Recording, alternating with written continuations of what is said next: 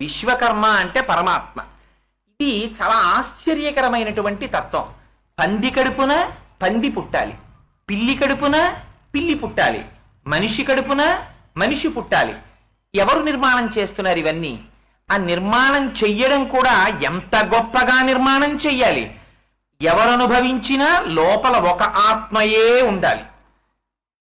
ఏ ప్రాణి రానివ్వండి, రెండే అనుభవించాలి, సుఖము దుఃఖము. ఈ రెండు కన్నా మూడోది ఉండదు అనుభవించడానికి. ఈ సుఖ దుఃఖములను అనుభవించడానికి 3 గుణములతో తిరుగుతుండాలి: సత్వము, రజస్సు, తమస్సు. ఎవరొచ్చినా ధర్మ అర్థ కామ మోక్షములు చతుర్విధ పురుషార్థముల కొరకే. శబ్ద స్పర్శ రస రూప గంధములనేటటువంటి 5 తన్మాత్రల చేత అనుసంధానం జరుగుతుండాలి. పంచేంద్రియములు ఒక మనస్సు అనేటటువంటి 6 సంఘాతమై ఉండాలి. చర్మము, రక్తము, మాంసము, కొవ్వు, అస్థి, శుక్ల, మేధ అనబడేటటువంటి 7 పదార్థములు ఎక్కడ ఏది ఎంతంత ఉండాలో అంతంత ఉండాలి. కూర్చోడానికి అనువైనటువంటి రీతిలో కొవ్వంతా పుష్టభాగంలో ఉండాలి. ఈ మాంసము కొవ్వు వచ్చి గుండెల దగ్గర చేరింది అనుకోండి, బైపాస్ చేయించుకోవాల్సి వస్తుంది. ఎక్కడ ఏది ఉండాలో అంతంత అక్కడక్కడ ఉండాలి. అందుకని ఈ చర్మము కింద మళ్ళీ మాంసము, ఈ మాంసము కింద కొవ్వు, ఈ కొవ్వు లోపల నరములు, అందులో ధమనులు, శిరలు, వీటిలో రక్తం. శిరస్సు దగ్గర నుంచి పాదం వరకు ఒక్క క్షణం ఆగకుండా వెంట్రుకలంత సన్నగా ఉండేటటువంటి రక్తనాళములలో నిరంతరము రక్తము తిరగడానికి వీలుగా ఒక మోటార్ పనిచేస్తూనే ఉండాలి. గుండె ఎవరు వేస్తున్నారు? 4 రోజులు ఊరెడితో మోటార్ వేసి స్విచ్ మర్చిపోయి వెళ్ళిపోండి, ఇంటికి వచ్చేటప్పటికి కాలిపోతుంది. ఎన్నాళ్ళ నుంచి పనిచేస్తోంది ఈ మోటారు? అది పనిచేస్తూనే ఉండాలి. ఎవరు నడిపిస్తున్నారు ఇదంతా? ఇలా నడిపిస్తున్నవాడెవరో, దీన్ని ఇంతలా నిర్మిస్తున్నవాడెవరో. ఇందులో మళ్ళీ దీనికి 9 కన్నములు ఉండాలి. 2 కళ్ళు, 2 ముక్కులు, 2 చెవులు, 6, నోరు 7, మలద్వారం 8, మూత్రద్వారము 9. 9 రంధ్రములున్నటువంటి బుడగలో 10 వాయువులు నిలబడాలి.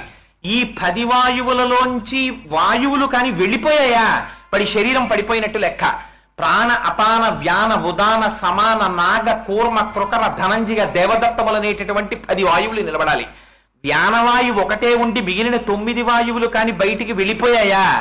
ఆ వాయువు ఒకటి విడగొట్టేయడం కోసం కొడుకు తీసుకెళ్లి శ్మశానంలో కాయి చేసి అంచేష్టి సంస్కారం చేసి వచ్చేస్తారు. అందుకని ఒక బుడగ తీసుకుని గుండు సూదితో ఇలా గుచ్చండి, టపేలని పేలిపోతుంది. మరి 9 రంధ్రములున్న గాలి బుడగలో 10 వాయువులను తాను చెప్పే వరకు ఉండేటట్టుగా నిక్షేపించిన వాడెవరు? వాడు పరమాత్మ, వాడు విశ్వకర్మ, వాడు నిర్మించాడు దీన్ని. ఇక్కడ నాలుక కోసమని ఇక్కడ పప్పు, కూర, పచ్చడి, పులుసు, పులిహార అన్ని ఇందులో పారేస్తే ఇందులోకి వెళ్ళిన తరువాత ఎంత పుల్ల కంపు కొడుతోందో. 4 రోజులు ఇళ్ళు కట్టినటువంటి 10 ఏళ్ళు 15 ఏళ్ల తర్వాత డ్రైన్స్ గొట్టాలన్నీ క్లాట్ అయిపోతాయి. ఆ పెద్ద పెద్ద చక్రాలు విప్పుతారు. విప్పి చూస్తే అబ్బా కంపెనీలా ముక్కు మూసుకుంటాం. 45 ఏళ్ళు 50 ఏళ్ళు 60 ఏళ్ళు వచ్చేస్తే చీకటి లోపల ఇందులో రక్తం, పుల్లటి కంపు. ఎన్ని పారేశామో, ఎన్ని అరిగాయో, ఎన్ని అరగలేదో, అరగనివి బయటికి వెళ్ళాలి, అరిగినవి రక్తం అవ్వాలి.